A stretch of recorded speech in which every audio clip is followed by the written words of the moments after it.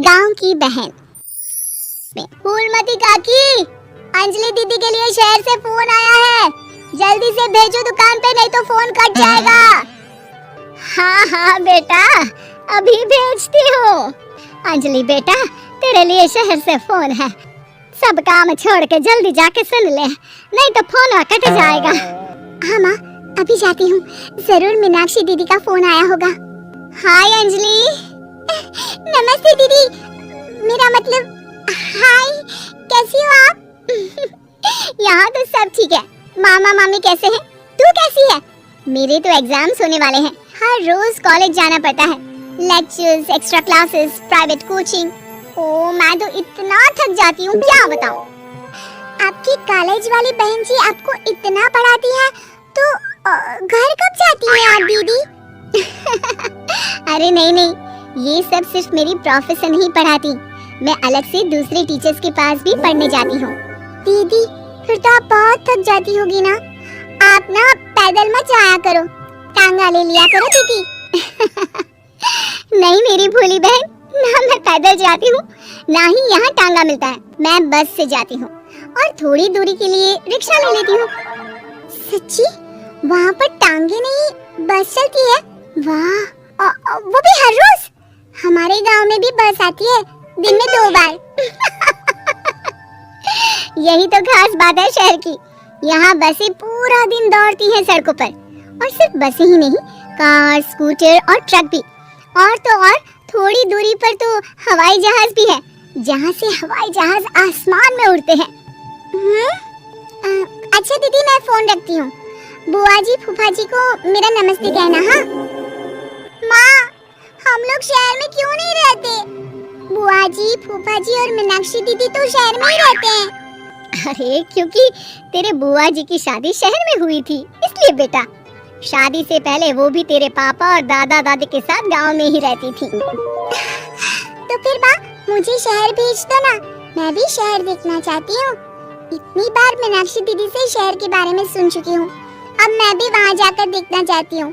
बस आप मुझे शहर भेज दो।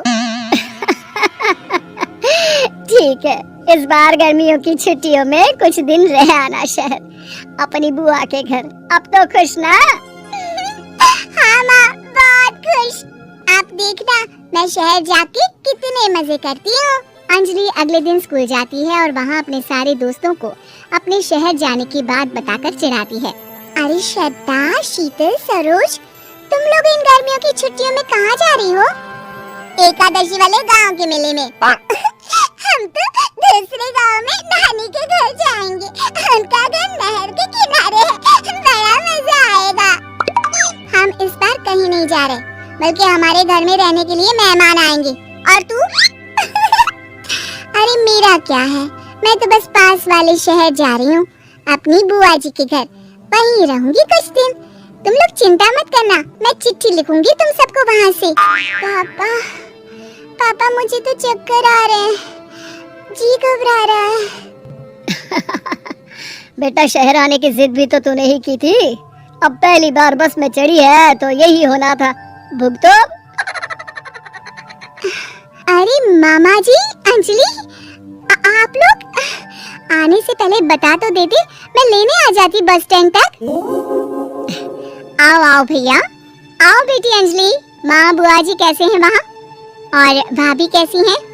सब ठीक है, बस अंजलि जिद कर रही थी कुछ दिन आप लोगों के साथ रहने की, सो छोड़ने आ गया।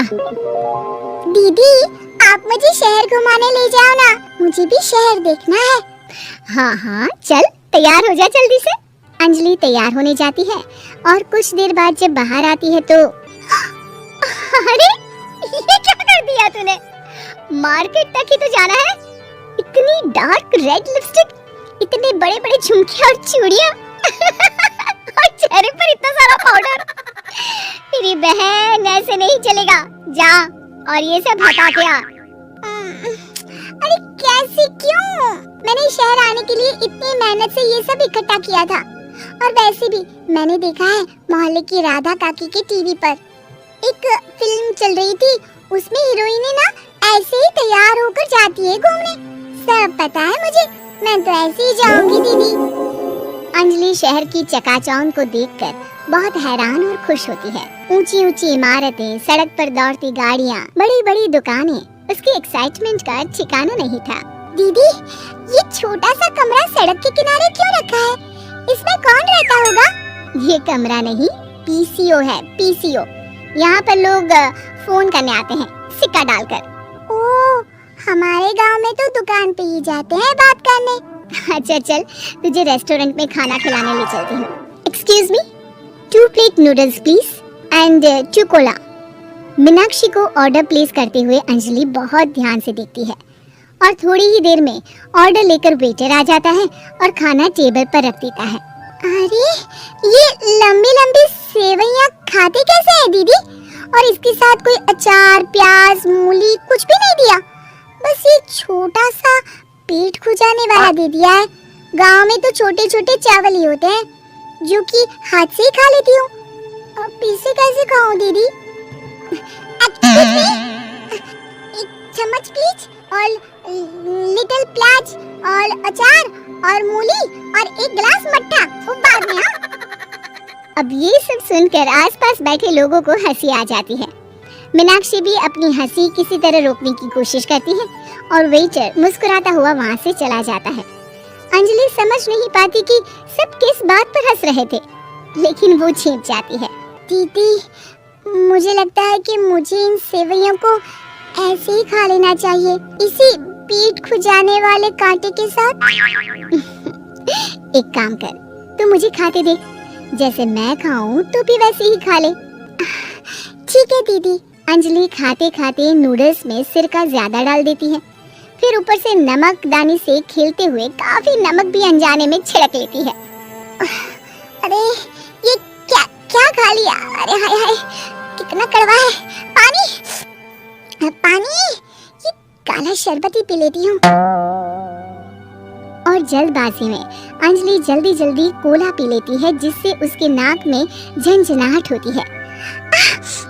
दीदी, मुझे ले चलो यहाँ से, मैं ये सब शहरी खाना नहीं खा सकती। अब शर्म के मारे मीनाक्षी अपनी बहन को वापस घर ले जाती है और कहती है कि देख अंजलि, माना कि शहर और गांव एक दूसरे से बहुत अलग है, लेकिन इसका मतलब ये नहीं कि हमेशा शहर ही बेहतर हो और उस वजह से हमें वो सब करना पड़े जो हम नहीं कर सकते।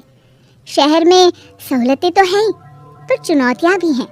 हम जहाँ भी रहें, हमें कभी अपने आप को कम या ज्यादा नहीं समझना चाहिए। हर किसी भी नई जगह में ढलने में समय लगता है, उसके लिए तुम्हें दूसरों की नकल करने की कोई जरूरत नहीं है। बेटा, घूम लिया शहर या अभी और घूमना है? नहीं पापा, मैं अपनी गलती समझ गई हूँ, आप गांव ही ले चलिए मुझे।